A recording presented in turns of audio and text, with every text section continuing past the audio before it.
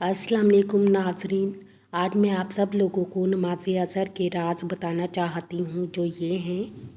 नमाज दिन का सुकून है, मोमिन की महराज और अल्लाह से कनेक्शन का सबसे बड़ा और बेहतरीन सोर्स है। पांचों नमाज़ों की अपनी अपनी शान है, लेकिन नमाज असर को अल्लाह ताला ने एक ख़ास ज़ीनत अता फरमाई है। कुरान पाक में इरशाद होता है कि तमाम नमाज़ों की हिफाजत करो, ख़ास तौर पर असर की नमाज की, और अल्लाह के सामने आजिज़ी से खड़े हो जाओ। ये बात हमें बताती है कि अल्लाह ताला को असर की नमाज कितनी मकबूल है। रसूलुल्लाह सल्लल्लाहु अलैहि वसल्लम ने एक और मकाम पर फरमाया कि जिसकी असर की नमाज फौत हो गई, गोया उसका माल और अहले खाना सब कुछ बर्बाद हो गया।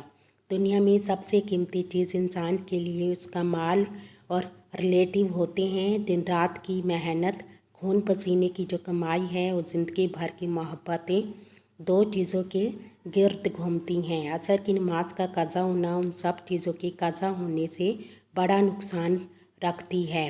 असर का वक्त एक ऐसा अजीम टाइम है जहां दिन और रात दोनों एक दूसरे के साथ हाथ मिला रहे होते हैं। ये वो वक्त है जब दिन के अमाल के फरिश्ते रिकॉर्ड लेकर अल्लाह के पास जाते हैं।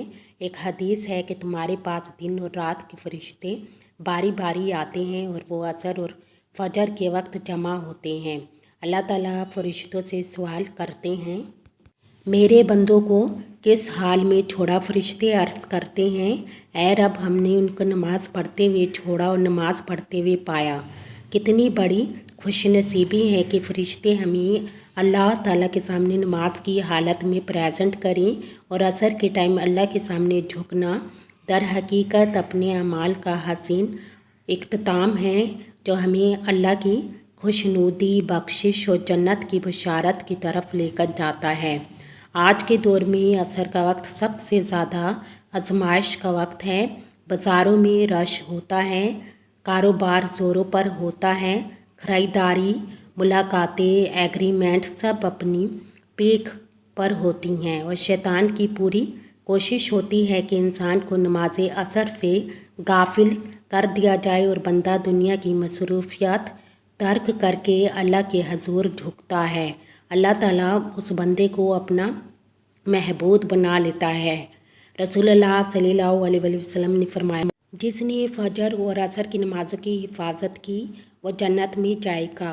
यानी फ़जर और असर की नमाज इंसान के लिए जन्नत का रास्ता हमवार कर सकती है। ये वो वक्त होता है जब दुनिया की मोहब्बत अरूज पर होती है और अल्लाह ताला चाहता है कि उस वक्त बंदा अपनी दुनिया को पीछे छोड़कर अल्लाह की रज़ा के लिए लपके। और नमाज असर एक इबादत थोड़ी है, बल्कि अल्लाह की मोहब्बत का एक रास्ता है जो बंदे को दुनिया की गंदगियों से निकाल कर रूहानियत की बुलंदियों तक पहुंचा देता है।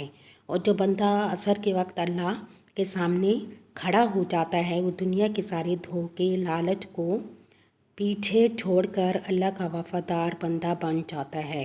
अल्लाह ताला फरमाते हैं, बेशक नमाज इंसान को बेहयाई और बुरे कामों से रोकती है और ये ज़िंदगी को आला रूहानियत वाली साइड पर लेकर जाती है।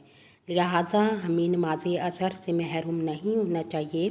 सारा शहर खरीदारी में मसरूफ़ हो, दुनिया की रौनकें अपनी पीक पर हों, अपने रब के हजूर हमें खड़ा हो जाना चाहिए और नमाज असर की पाबंदी को अपनी ज़िंदगी का लाजमी हिस्सा बनाना चाहिए, ताकि अल्लाह की मोहब्बत, फ़रिश्तों की दुआएं और रसूलुल्लाह सल्लल्लाहु अलैहि वसल्लम की खुशी और जन्नत की राहें हमारी मुंतज़िर हमवार हों।